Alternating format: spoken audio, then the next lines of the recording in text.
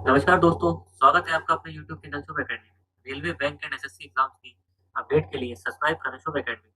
दोस्तों, आज से हम आप सभी के लिए शुरू कर रहे हैं आरआरबी एनटीपीसी सीबीटी 1 के ऑल शिफ्ट वाइज जीएस के क्वेश्चंस की सीरीज, जो कि आप सभी को सीबीटी 2 एग्जाम्स की तैयारी में हेल्प करेगी। जैसा कि आप सभी जानते हैं कि RRB CBT, RRB NTPC CBT 1 and RRB NTPC CBT 2 exam का सिलेबस सेम ही है। जिस टाइप के जीएस के क्वेश्चंस सीबीटी 1 एग्जाम में पूछे गए थे, इसी प्रकार के क्वेश्चन सीबीटी 2 एग्जाम में पूछे जा सकते हैं या पूछे जा सकते हैं। तो तो आप सभी के लिए यह वीडियो बहुत ही हेल्पफुल है। इससे आपको है ना एहसास होगा कि किस टाइप का क्वेश्चंस, किस पैटर्न के क्वेश्चंस और किस टॉपिक के questions RRB NTPC CBT 1 exam में पूछे गए हैं। तो चलिए करते हैं इस वीडियो को शुरू। जैसा कि आप देख पा रहे हैं कि फर्स्ट जो क्वेश्चन है कि सुकन्या समृद्धि योजना क्या है? ये जो स्लाइड है इंग्लिश में, बट मैं इसका हिंदी में ट्रांसलेशन करके बताऊंगा, तो हिंदी मीडियम वाले स्टूडेंट्स को या आरआरबी एनटीपीसी एस्पिरेंट्स को वो चिंता करने की कोई बात नहीं है।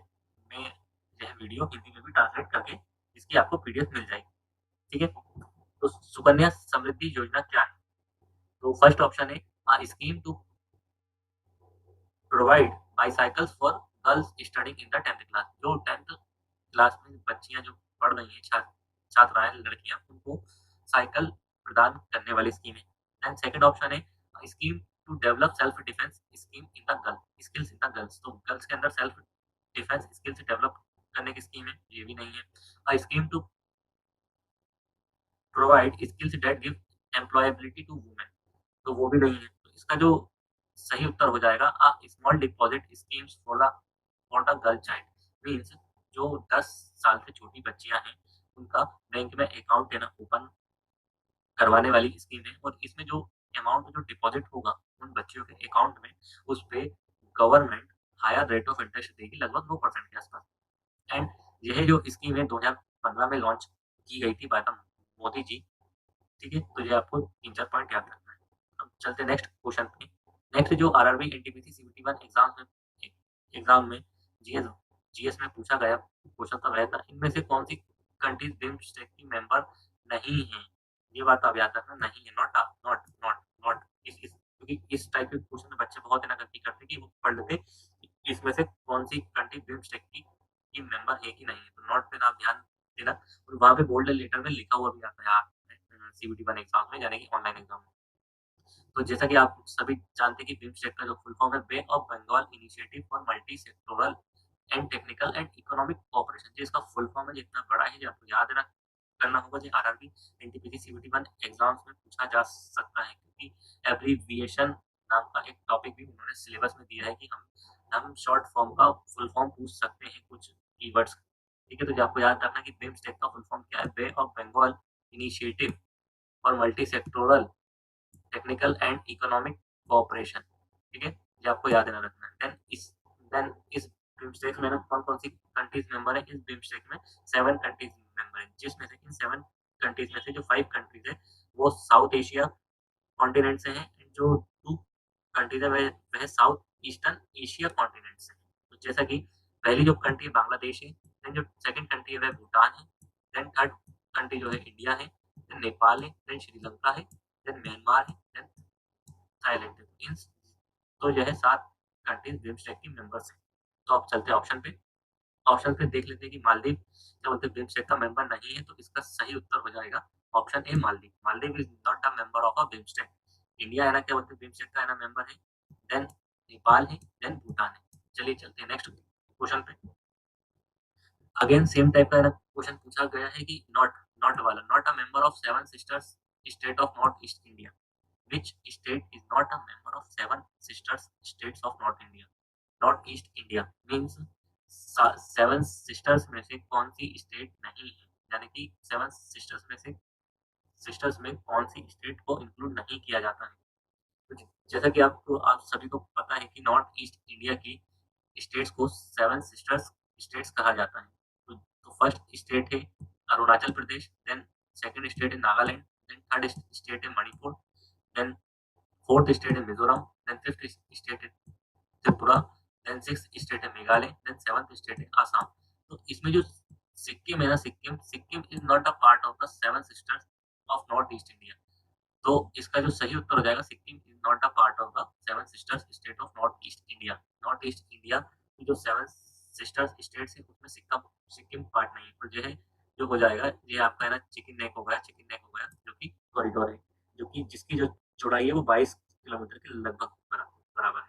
चलिए चलते नेक्स्ट क्वेश्चन पे। In which year the environment protection act pass by the parliament of India. Parliament of India के द्वारा इन्वायरमेंट प्रोटेक्शन विधेयक कब पारित हुआ था?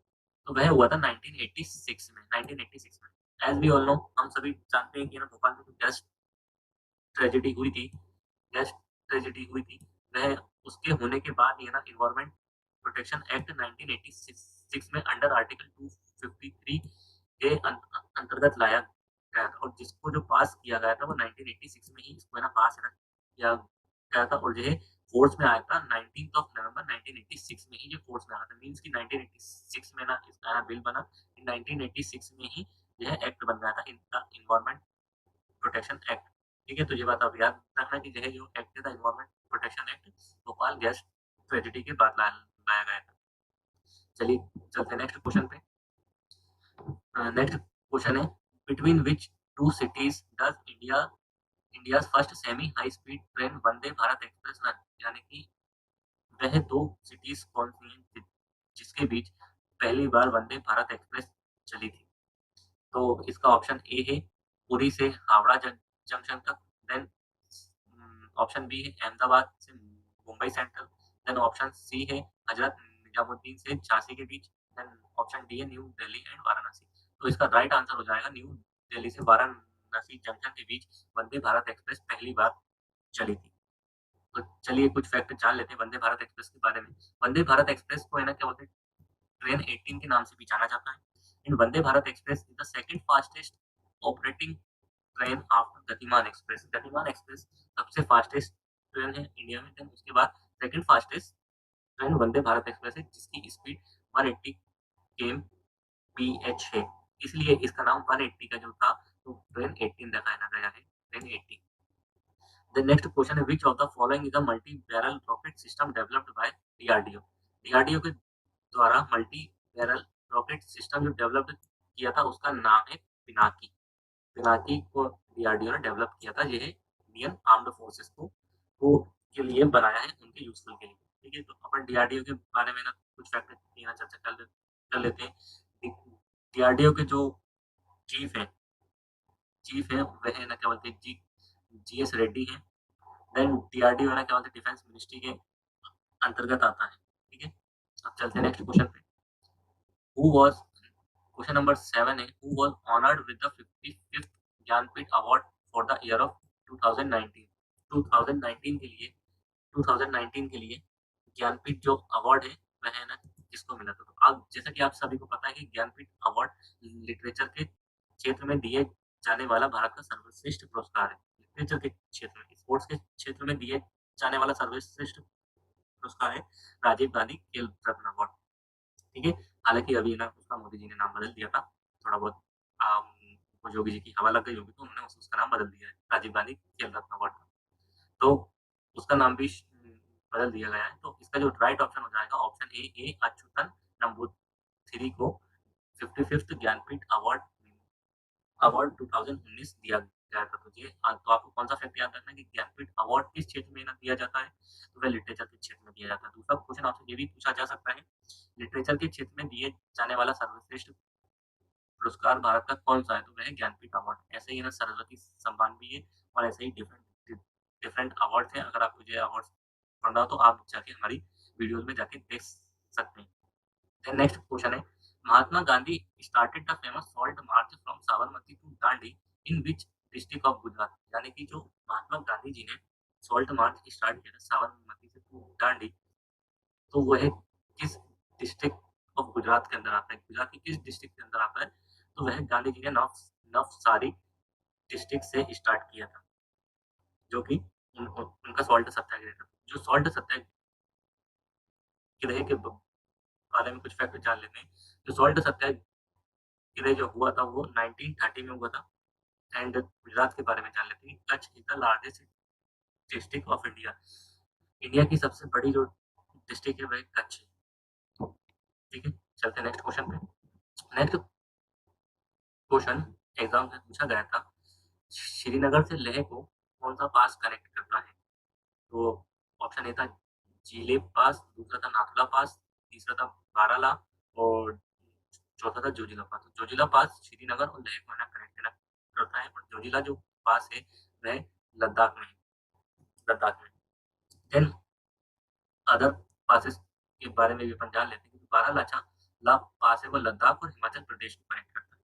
एंड जो नाथुला पास है वो सिक्किम एंड तिब्बत को कनेक्ट करता है। एंड जिलेब पास जो है वो वह भी सिक्किम एंड तिब्बत को कनेक्ट करता है। एंड जो शिप्ला पास है वह हिमाचल प्रदेश एंड तिब्बत को कनेक्ट करता है। ठीक है, तो आप सभी के लिए पासेस भी इंपॉर्टेंट हो जाते हैं कि पासेस भी आपसे पूछे जाएंगे सीपीटी एग्जाम में। चलिए चलते हैं नेक्स्ट क्वेश्चन पे। Which country is not a permanent member of United nation security council? जैसा कि आप सभी को पता है कि यूनाइटेड नेशन के 6 प्रिंसिपल ऑर्गन्स हैं, उसमें एक United nation security council organ है। अब उस यूनाइटेड नेशन सिक्योरिटी काउंसिल में 15 मेंबर्स हैं, 15 मेंबर है। उन 15 मेंबर्स में से 10 जो मेंबर है वह नॉन परमानेंट मेंबर है, जो 5 मेंबर थे वह परमानेंट मेंबर है। तो इन 5 परमानेंट मेंबर में कौन कौन सी कंट्री है? फ्रांस है, रशिया है, अमेरिका है, चाइना है और इंग्लैंड है। ठीक है, इसको आप ऐसे याद रखें, फ्रेस FRACE, फ्रेस फ्रेस एक है ना शॉर्ट ट्रिक है जिसके माध्यम से आप है ना यूनाइटेड नेशन सिक्योरिटी काउंसिल के 5 परमानेंट मेंबर्स के नाम आप याद रख सकते हैं। तो इसमें क्या है, फ्रांस है, रशिया है, अमेरिका है, चाइना है एंड इंग्लैंड है। तो क्वेश्चन यही पूछा गया है कि कौन सी कंट्री P5 के मेंबर नहीं है?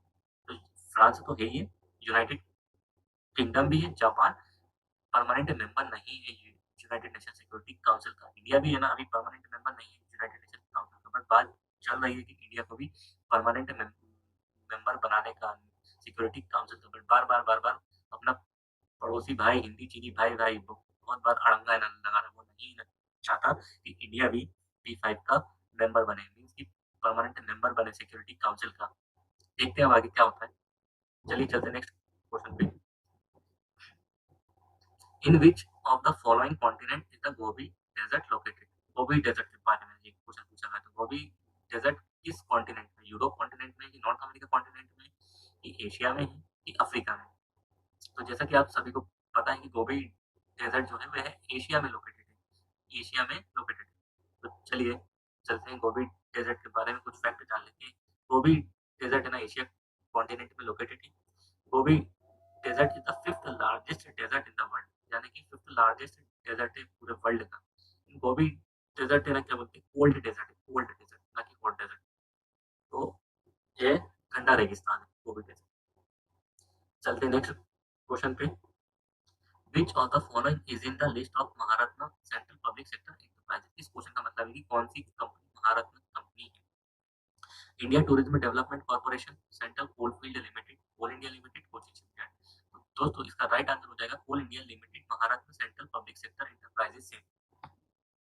अभी एट प्रेजेंट एट प्रेजेंट दिसंबर 2021 में टोटल 10 महारत्न कंपनीज है। महारत्न इंडिया में 3 टाइप के पब्लिक सेक्टर यूनिट्स होते हैं, एक महारत्न होता है एंड एक नवरत्न होता है, एक मिनी रत्न होता है। तो महारत्न जो कंपनी है वो इंडिया में टोटल 10 कंपनी है, जैसे कि BPCL, HPCL, IOCL, ONGC, NTPC and coal India limited, HAL, Hindustan aeronautical limited and ETC। 2-3 और कंपनीज है and BHEL is also Bharat company. तो ये सारी कंपनी है ना इनके टर्नओवर प्रॉफिट के ना हिसाब से ना डिफाइन होती है कि यह कंपनी महारत्न है कि यह कंपनी नवरत्न की नवरत्न है कि मिनी रत्न। तो अभी अपन को उससे कोई लेना देना नहीं, आप सभी को अभी ये याद रखना है कि अभी इंडिया में हाल फिलहाल 10 महारत्न कंपनीज है एंड 14 नवरत्न नवरत्न कंपनीज है, नवरत्न PSUs है। ठीक है, तो इसका राइट आंसर हो जाएगा coal India limited. Coal India limited is the Maharatna company. चलिए चलते हैं नेक्स्ट क्वेश्चन पे। What is Ubuntu? उबुंटू क्या है? यह क्वेश्चन आया है कंप्यूटर से, कंप्यूटर भी आपके सिलेबस में है। तो Ubuntu is a operating system है, Ubuntu is a operating system. Operating systems के ना जैसे कि कुछ एग्जांपल ले लेते हैं, जैसे विंडोज होगा, विंडोज भी एक ऑपरेटिंग सिस्टम है। जैसे एप्पल का आईओएस ले लेते हैं, वो भी एक ऑपरेटिंग सिस्टम है।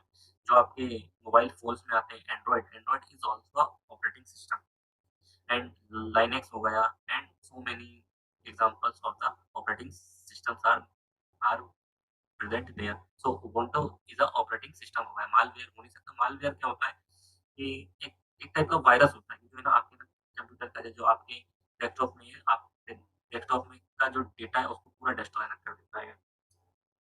ठीक है? एंड वेब ब्राउज़र क्या होता है कि जैसे गूगल हो गया, सर्च इंजन हो गया, तो वो वेब ब्राउज़र है, जैसे ओपेरा मिनी हो गया। सॉरी, चाइना का नाम ले दिया, चाइना का नाम नहीं लिया था। तो चलते हैं नेक्स्ट क्वेश्चन पे। तो इसका जो राइट आंसर है वह है ऑपरेटिंग सिस्टम। ऑपरेटिंग सिस्टम है तो आप कंप्यूटर को भी हल्के में मत लेना। कंप्यूटर में से मिनिमम 3 क्वेश्चंस आने ही आने हैं, आरआरबी, एनटीपीसी, सीबीटी एग्ज़ाम्स में। क्या टेक्नोलॉजी का ज़माना है, क्वेश्चन तो पूछे ही जाएँगे। आप अगर स्टेशन मास्टर बनते हो तो आपको भी एटलीस्ट कंप्यूटर के बारे में इतना तो नॉलेज होना ही चाहिए। क्या ऑपरेटिंग सिस्टम होता है, क्या मालवेयर होता है, क्या एक्सटर्नल हार्ड ड्राइव होता है, क्या वेब ब्राउज़र होता है, तो ये सब तो आपको मालूम होना ही होना चाहिए। इसलिए उन्होंने कंप्यूटर को भी सिलेबस में डाला है। आने वाला टाइम पूरा टेक्नोलॉजी ड्रिवन होने वाला है हर चीज़, तो आप सभी को ये सब पता होना चाहिए। तो आप ये मान के चलो आरआरबी, एनटीपीसी, सीबीटी 2 एग्ज़ाम में 3 क्वेश्चन पक्के हैं कंप्यूटर से और 1 क्वेश्चन फुल फॉर्म से पक्का आना ही आना है, कि इसका फुल फॉर्म क्या है या ये किस चीज़ से रिलेटेड है। ठीक है? तो चलिए चलते हैं नेक्स्ट क्वेश्चन पे। क्वेश्चन नंबर 14 है, कौन-सी 2 बैंक है ना बैंक ऑफ बड़ौदा के साथ मर्ज हुई थी 1 अप्रैल 2019 को? ऑप्शन ए है Allahabad bank and Canara bank, then option B है Vijaya bank and Dena bank, option C है syndicate bank and UCO bank and option D है स्टेट बैंक ऑफ इंडिया। तो इस तो इसका राइट आंसर हो जाएगा Vijaya bank and Dena bank है ना बैंक ऑफ बड़ौदा में मर्ज हुई थी। ठीक है? तो देख लेते हैं कुछ फैक्ट है इसके बारे में। गवर्नमेंट ऑफ इंडिया ने इस इसका जो मर्जर है Vijaya bank and Dena bank का बैंक ऑफ बड़ौदा के साथ 17 सितंबर 2018 को है ना प्रपोजल दिया था। देन देन कुछ बैंक और बैंक हैं जो कि अलग-अलग डिफरेंट डिफरेंट बैंक में मर्ज हुई थी। जैसे कि सिंडिकेट बैंक मर्ज हुई थी कैनरा बैंक में 2019 में। इंडियन बैंक इलाहाबाद बैंक में मर्ज हुई थी 2019 में। देन यूनियन बैंक मर्ज हुई थी आंध्रा एंड कॉर्पोरेशन बैंक के साथ इन 2019 में। तो ये भी आपको इम्पोर्टेंट रखना है या ये भी आपको याद रखना है कि कौन सी बैंक है ना किस बैंक के साथ मर्ज हुई थी। एटलीस्ट आपको इतना तो पता होना ही होना चाहिए। चलिए चलते हैं नेक्स्ट क्वेश्चन पे। नेक्स्ट क्वेश्चन फिर से कंप्यूटर से आ गया है। पहला क्वेश्चन ऑपरेटिंग सिस्टम पे कंप्यूटर क्वेश्चन देखते हैं क्या पूछा गया है। Which part of the computer is called its brain? Computer का ब्रेन किसे कहा जाता है? ऑप्शन ए है मॉनिटर, ऑप्शन बी है सीपीयू, ऑप्शन सी है हार्ड डिस्क, ऑप्शन डी है रोम। मॉनिटर क्या होता है? जो स्क्रीन है जो आपको दिख रही है तो वो उसको कंप्यूटर का ब्रेन नहीं ना कहा जाता है। ऑप्शन बी है CPU, central processing unit. Central processing unit जो आपके पास डब्बा होता है कंप्यूटर के नीचे, जो आपका स्क्रीन होता है उसको तो मॉनिटर बोलते हैं, पर एक डब्बा होता है नीचे। ठीक है? तो सीपीयू को है ना कंप्यूटर का ब्रेन कहा जाता है, मस्तिष्क कहा जाता है कंप्यूटर का। हार्ड डिस्क तो वो हो गई जहाँ पे आप अपना डेटा स्टोर करते हो कंप्यूटर के अंदर, जैसे सी ड्राइव हो गई, डी ड्राइव हो गई, ई ड्राइव हो गई and ROM is a also hard disk. तो वो भी नहीं होगा तो कंप्यूटर का जो मस्तिष्क है तो वह सीपीयू को कहा जाता है। तो क्वेश्चन हुआ कंप्यूटर से। ठीक है? चलते हैं नेक्स्ट स्लाइड, नेक्स्ट क्वेश्चन पे। In which year did ISRO launch the Mars orbital mission? जैसा कि आप सभी को पता है कि एनटीपीसी का जो सिलेबस है सीबीटी 1 और सीबीटी 2 का उसमें एक पार्ट स्पेस का है। तो इसलिए इन्होंने स्पेस से भी ना क्वेश्चन डाले हैं। तो स्पेस से भी आपको कम से कम मिनिमम 2 क्वेश्चन तो मिलेंगे ही मिलेंगे सीबीटी 2 एग्ज़ाम में। तो स्पेस को भी आप हल्के में मत लेना और आजकल जो इसरो जो नए-नए कारनामे ना करता जा रहा है, तो उससे तो ये तो पक्का है कि डेफिनेटली क्वेश्चन आना ही आना है। तो मार्स ऑर्बिटल जो मिशन है इसरो ने 2013 में लॉन्च किया था, ठीक है? जिसको मॉम के नाम से भी जाना जाता है, M for Mars orbital mission, जो कि 5th ऑफ नवंबर 2013 को लॉन्च किया था, ठीक है? और क्या बोलते हैं मिशन जो जो अपना जो रॉकेट था वह जो मार्स की जो ऑर्बिट में है वो 24th ऑफ सितंबर 2014 एंटर किया था, वो भी फर्स्ट अटेम्प्ट में। अपन लोगों ने इंडिया ने जो है कारनामा फर्स्ट अटेम्प्ट में करके बताया था। बाकी की जो कंट्रीज़ हैं रॉसकॉस्मोस या जो एजेंसीज़ हैं रॉसकॉस्मोस, नासा, जैसे इन ये सब ने फर्स्ट अटेम्प्ट में नहीं कर पाए थे। इंडिया ही एक ऐसी पहली कंट्री है जिसने फर्स्ट अटेम्प्ट में मार्स की ऑर्बिट में एंटर किया था। ठीक है? और इंडिया है ना इस इस मिशन को कंप्लीट करने के बाद फोर्थ स्पेस एजेंसी बन गई थी, जिसने यह अचीव जिसने यह अचीवमेंट अचीव किया था। तो इसके बाद रोसकॉस्मोस, नासा एंड ईएसए ने यह अचीवमेंट अचीव किया हुआ है पहले से। एंड इस मिशन को मंगलयान के नाम से भी जाना जाता है। एंड यह इसका जो रॉकेट लॉन्चर था पीएसएलवी एंड पीएसएलवी C-25 के द्वारा इसको लॉन्च किया गया था। ठीक है, चलते हैं नेक्स्ट क्वेश्चन पे।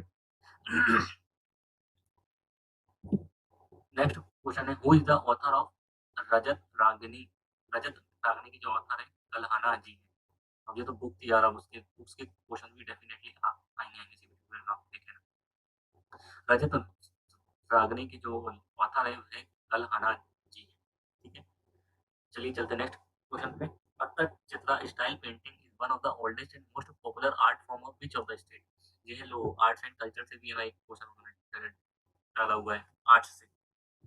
जैसे कि आर्ट्स में तो पेंटिंग्स आ सकती है, डांसेस आ सकते हैं, फोक डांस आ सकते हैं, एंड ये सब आ सकते हैं। तो आप इन सबको याद से याद कर लेना या इन सबको पढ़ के जाना।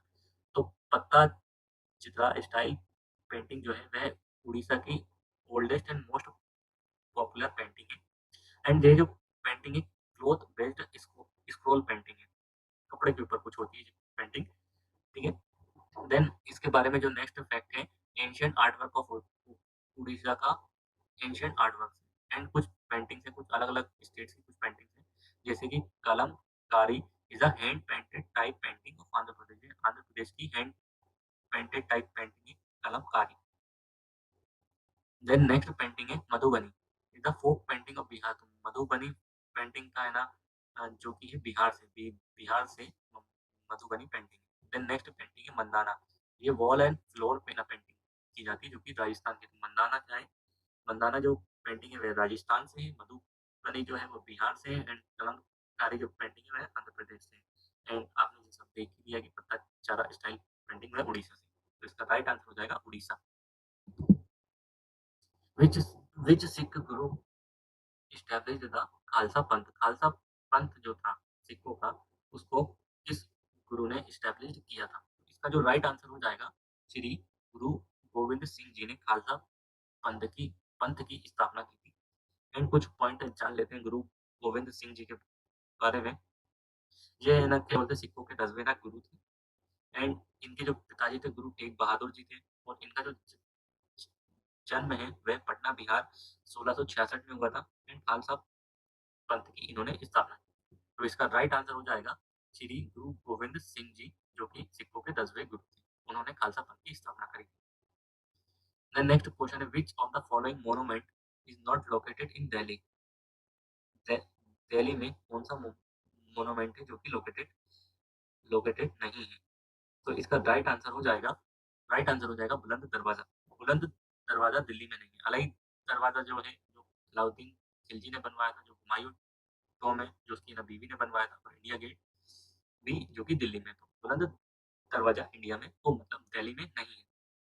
बुलंद दरवाजा जो है वह है फतेहपुर सीकरी, आगरा डिस्ट्रिक्ट, यूपी में है। और ये जो बुलंद दरवाजा है अकबर ने बनवाया था। ठीक है, देन चलते हैं next question. Which of the following disease is caused by virus? Virus के द्वारा होने वाली कौन सी डिजीज है? वायरस के द्वारा कौन सी डिजीज है? तो ऑप्शन ए है क्लोरा, देन ऑप्शन बी है चिकन पॉक्स, ऑप्शन सी है टाइफाइड, ऑप्शन डी है ट्यूबरक्लोसिस, जिसको टीबी के नाम से भी जानते हैं। तो चिकन पॉक्स जो है वह वायरस के ना द्वारा होती है, वायरस के द्वारा होने वाली बीमारी है। चिकन पॉक्स जो होती है वेरिसेला जोस्टल वायरस के द्वारा होती है।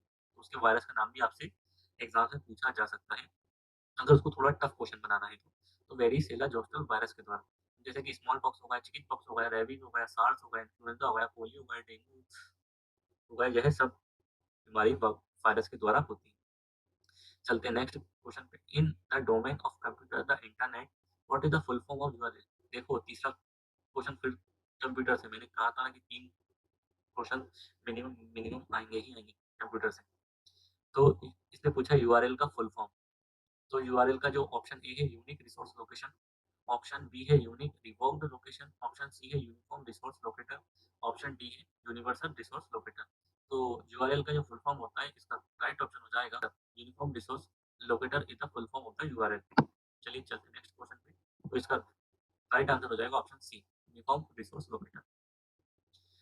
देन नेक्स्ट क्वेश्चन आया, शहरी कल्चर किससे संबंधित है? तो शहरी कल्चर जो संबंधित है वह सिल्क फार्मिंग को कहते हैं। सिल्क फार्मिंग की प्रोसेस को या स्टडी को सेरीकल्चर कहते हैं।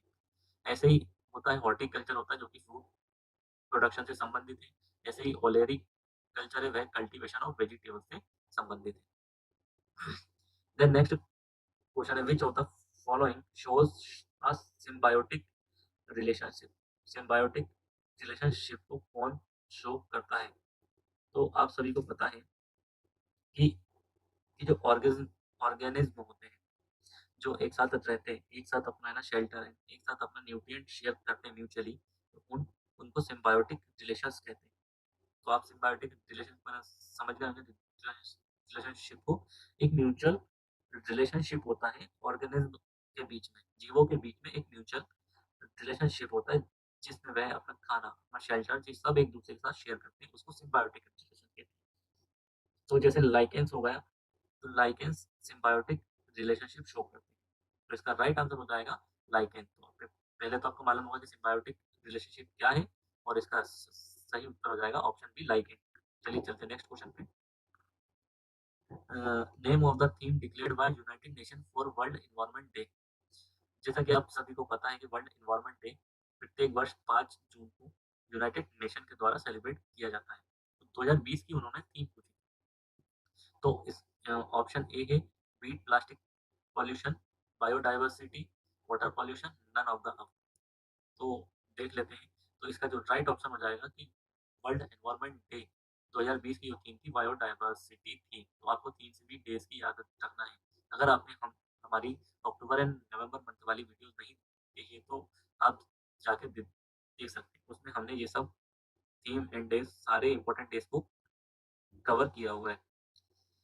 तो देख लेते हैं कि 2021 की जो थीम थी वो इकोसिस्टम रिस्टोरेशन थी, वर्ल्ड एनवायरनमेंट डे की। एंड जो 2020 की जो थीम थी वो बायोडाइवर्सिटी थी।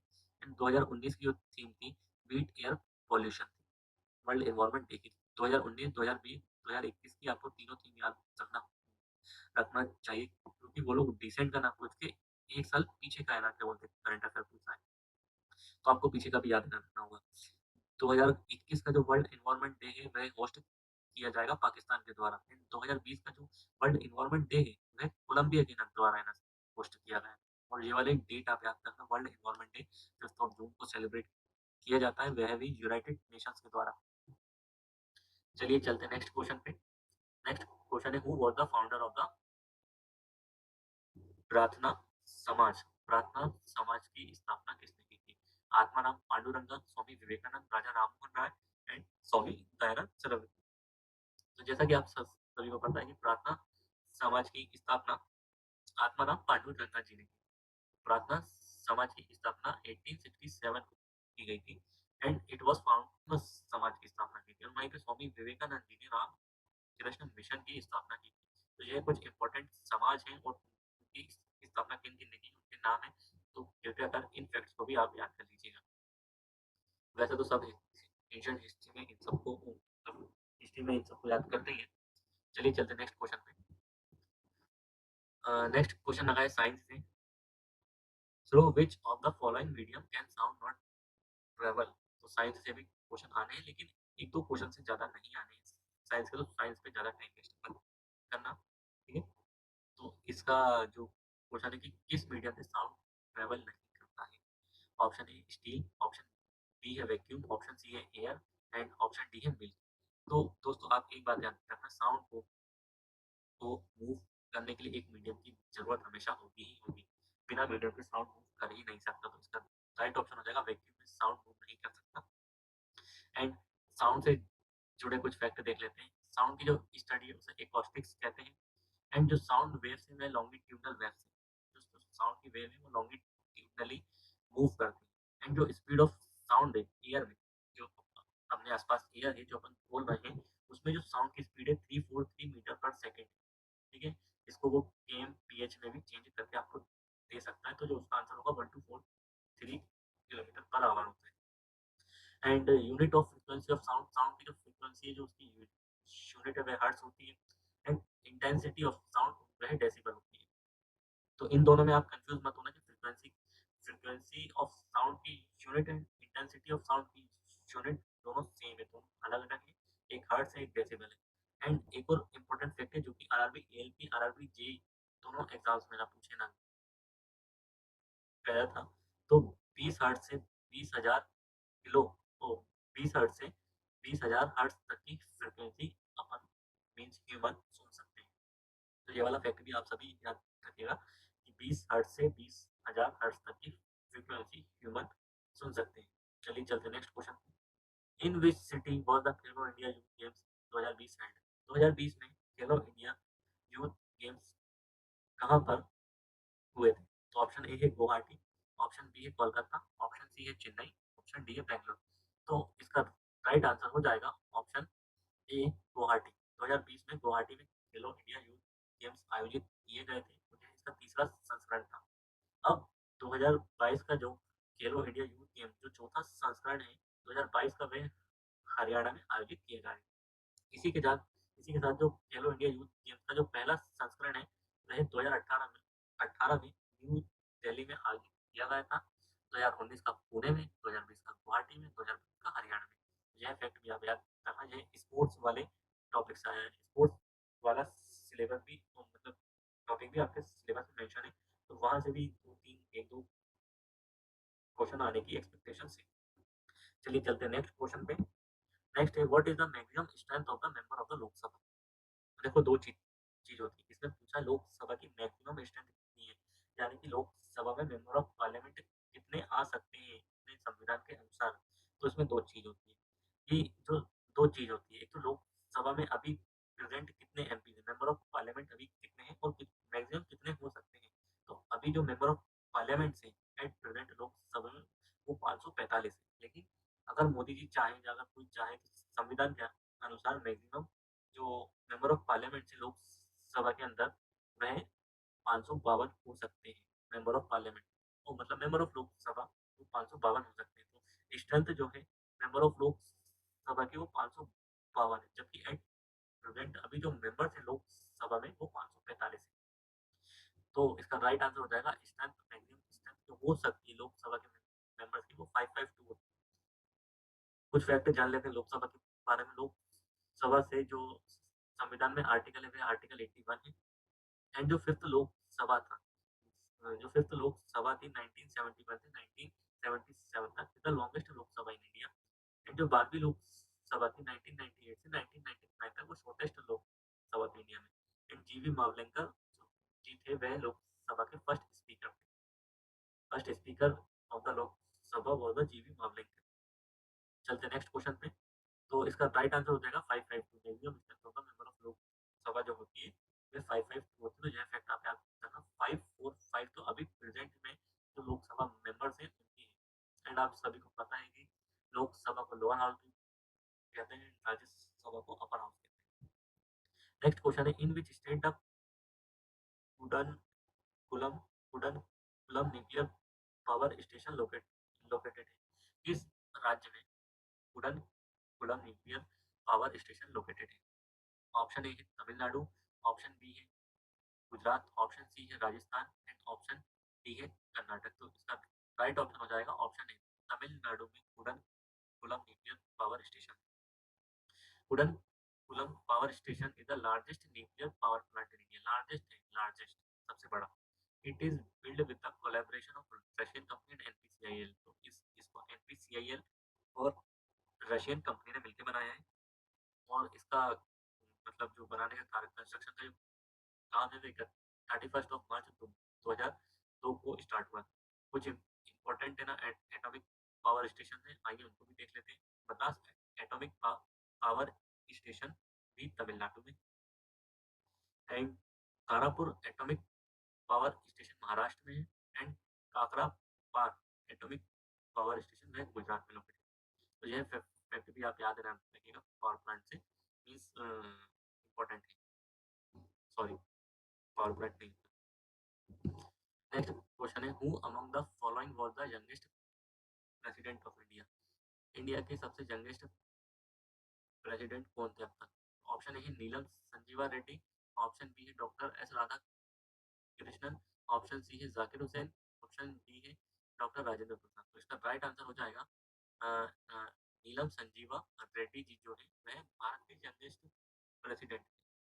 ही वॉज द सिक्स, ये छठवें राष्ट्रपति थे भारत के, और इन्होंने राष्ट्रपति का पद जो है तो 1977 से 1980 तक थे, और he is the only one president to get elected unopposed, यानी कि जब ये अपना राष्ट्रपति का चुनाव लड़ रहे थे तो उनकी अपोजिशन में कोई नहीं था, सिर्फ ये एकमात्र ऐसे ही राष्ट्रपति हैं अब भारत।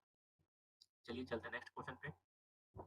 कौन सी कंट्री साउथ अमेरिका की लैंडलॉक कंट्री है? तो इसकी एक शॉर्ट ट्रिक है कि साउथ अमेरिका की जो लैंडलॉक कंट्रीज है उसका जो शॉर्ट ट्रिक है B, B B for Bolivia, B for Paraguay, ठीक है। एंड साउथ अमेरिका जो कॉन्टिनेंट है उसमें 13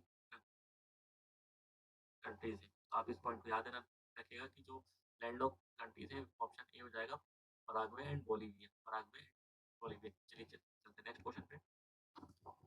where is the central potato research institute of India located? तो वह शिमला में, ठीक है। इसका राइट ऑप्शन हो जाएगा ऑप्शन डी, शिमला में central potato research institute of India है। तो आप इस चीज को याद रख सकते हैं कि पोटैटो रिसर्च इंस्टीट्यूट है वह शिमला में लोकेटेड है।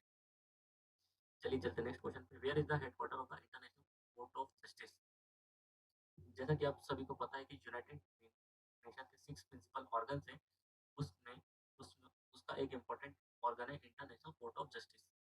तो जो उसका जो हेडक्वार्टर है वे द हेग में लोकेटेड है, द हेग में, ना कि न्यूयॉर्क में, ना कि पेरिस में, ना। तो जो उसका हेडक्वार्टर है द हेग में।